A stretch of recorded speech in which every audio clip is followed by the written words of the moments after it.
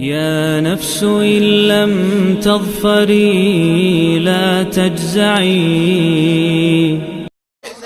معین الملت والدین عطا رسول ہند الولی حضرت خواجہ معین الدین چشتی اجمیری رحمت اللہ تعالی علیہ، آپ فرماتے میں حج کے لیے گیا، جب میں مینا مزدلفہ عرفات میں گیا تو ایک آدمی کو میں نے لبیک کہتے دیکھا، عقیدہ مسلمان کا کہ میرا رب ایک ہے، میرا رب ایک ہے، میرا رب ایک ہے، میرا مالک ایک ہے، وحدہ لا شریک ایک ہے میرا اللہ۔ فرماتے میں نے اس شخص کو دیکھا لبیک لبیک لبیک پکارتا، وہ آدمی جب لبیک کہتا تو جواب آتا لا لبیک، تو غیر حاضر ہے، وہ پھر کہتا میں حاضر ہوں، پھر آواز آتی تو غیر حاضر ہے۔ حضرت خواجہ معین الدین اجمیری علیہ رحمہ فرماتے ہیں میں نے مجمع سے بازو پکڑ کے باہر نکالا اور میں نے کہا بھائی تجھے پتہ ہے جب تو لبیک کہتا ہے تو جواب آتا ہے لا لبیک، تو غیر حاضر ہے، تجھے پتہ ہے؟ آپ فرماتے ہیں وہ رو پڑا، کہنے لگا معین الدین مجھے پتہ ہے۔ میں نے کہا اچھا؟ کہنے لگا حضور 24 سال بیت گئے، میں ہر سال حج کرنے آتا ہوں، یہ میرا 24واں حج ہے، اور ہر سال آ کے کہتا ہوں لبیک لبیک، میں مصطفیٰ کریم کا وسیلہ لیے حاضر ہوں، لبیک لبیک۔ یہ بے نیاز ہے، ہر سال مجھے کہتا ہے لا لبیک، نہیں تو غیر حاضر ہے، ہر سال کہتا ہے۔ خواجہ صاحب فرماتے ہیں اس کی بات سنی تو میرے وجود کے رونگٹے کھڑے ہو گئے۔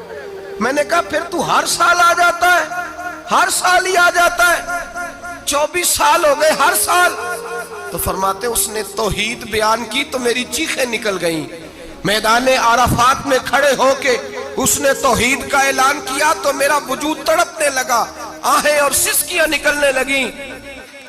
کہنے لگا معین الدین ایک ہی تو رب ہے، یہاں نہ ہوں تو کہاں جاؤں، تو کوئی اور رب بتا دے میں وہاں چلا جاتا ہوں، جب ہے ہی ایک آنا ہی اس کے دروازے پہ، رکھے تب بھی ٹھیک ہے، نہ رکھے تب بھی اس کی بے نیازی ہے یہی، کہاں جاؤں، کس کے دروازے پہ جھکوں، یہی میرا مالک، یہی میرا خالق، یہی میرا رازق۔ خواجہ صاحب فرماتے میں وہاں کھڑا تھا، حاطف غیب سے آواز آئی معین الدین تو پیچھے ہٹ جا، یہ میرا اور میرے بندے کا معاملہ ہے، تو اس کے بیچ نہ آ، اگر میں نے ایک دفعہ بھی کہہ دیا کہ تو حاضر ہے تو یہ اگلے سال آئے گا نہیں، مجھے اس کا آنا پسند ہی بڑا ہے۔ 24 سال ہو گئے، جس کا بھی حج قبول فرمایا ہے اس کی لبیک کی برکت سے قبول فرمایا۔ تو بھائی یاد رکھیں اور سمجھیں، توحید یہ ہے کہ میں تیرا ہوں، اے اللہ میں مالک میں تیرا ہوں، میں کدھر جاؤں۔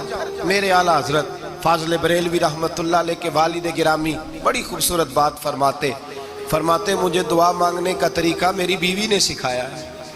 حضرت کس طرح؟ فرمانے لگے ایک دن مجھے اس نے کوئی کام کہا، کوئی ضرورت گھر کی بتائی، تو میں نے کہا میرے پاس پیسے نہیں ہیں، کچھ دنوں میں دے دوں گا۔ عورتوں کا مزاج ہوتا ہے، گھر کے کام انہوں نے بتانے ہوتے ہیں۔ پھر 2-4 دن کے بعد کہنے لگی حضرت وہ ایک کام کہا تھا، آپ فرمانے لگے ابھی جیب میں پیسے نہیں ہیں، ذرا آتے ہیں تو کچھ کر دیتا ہوں۔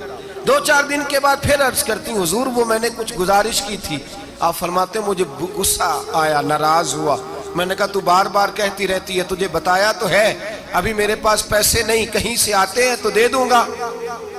فرماتے جب میں نے جھڑکا تو وہ بھلی مانس رو پڑی، اور رو کر کے اس نے لفظ کہے تو مجھے رب کریم کی توحید سکھا گئی اور مجھے اللہ سے مانگنے کا طریقہ بتلا گئی۔ رو کے کہنے لگی حضور آپ ہی تو میرے خامد ہیں، بتائیے آپ سے نہ کہوں تو میں کس سے جا کے کہوں، کون ہے میرا اور میں کس سے جا کے کہوں، کس سے جا کے میں کہوں کہ میرا یہ غم بانٹ دیا جائے۔ آپ فرماتے اس نے بات کہی تو میں رونے لگا، مجھے کہنے لگی حضور کیا ہوا آپ رو پڑے؟ تو میں نے کہا سمجھ آ گئی ہے، جب میں بھی کہوں گا نا مولا میں بڑا پریشان ہوں، میں دکھی ہوں، میں تکلیف میں ہوں، میں آزمائش میں ہوں، میں بیمار ہوں، اے اللہ میں اولاد کی وجہ سے پریشان ہوں، اے اللہ میں جوان بیٹی کے سبب سے پریشان ہوں، اے اللہ میں فلاں تکلیف سے پریشان ہوں، اے اللہ امیر زبانہ میری غربت کا مذاق اڑاتا ہے، اے اللہ جائیدادوں والے مجھ بے گھر کو ستاتے ہیں، اے مولا زمانے کی تیز دھوپ آ گئی ہے، تو ہی میرا رب ہے، بتا تجھے نہ کہوں تو کس سے کہوں، تیری بارگاہ میں عرض نہ کروں تو کدھر جاؤں، تیرے حضور ناز نہ ہوں تو کہاں جاؤں؟ فرماتے ہیں جب میں یوں رو کے دعا کروں گا تو عرش کا مالک یقیناً دروازے کھول کے فرمائے گا میرا بندہ جو مانگتا ہے اسے فوراً عطا فرما دو، جو کہتا ہے اسے دے دو۔ بھائی تو اللہ کی بارگاہ میں جھکے گا، جب تو اللہ کے حضور توحید کا تجھے رزلٹ یہ ملے گا کہ جگہ جگہ جھکنے سے تو بچ جائے۔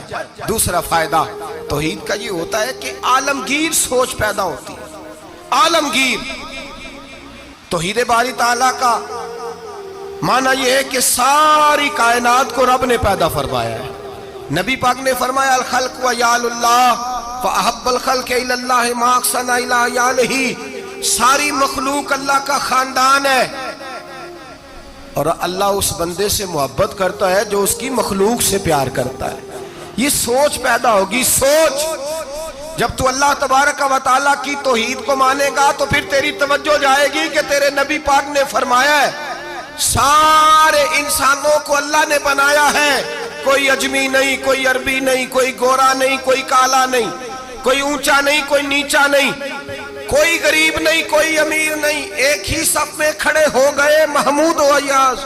نہ کوئی بندہ رہا نہ کوئی بندہ نواز، بنداؤ صاحبو محتاج و غنی ایک ہوئے اور تیری سرکار میں پہنچے تو سبھی ایک ہوئے۔ فرمایا جب تو اللہ کو مانے گا پھر اللہ کی ساری مخلوق سے تو پیار کرے گا اور پھر تو بندوں کی طرف سے بے نیاز ہو جائے گا۔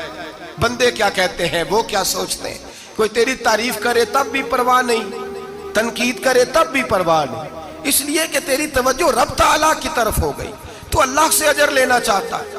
اب تو اللہ تبارک و تعالیٰ کی بارگاہ سے اجر لینا چاہتا ہے، اب تیرا سارا خیال رب کریم کی طرف چلا گیا۔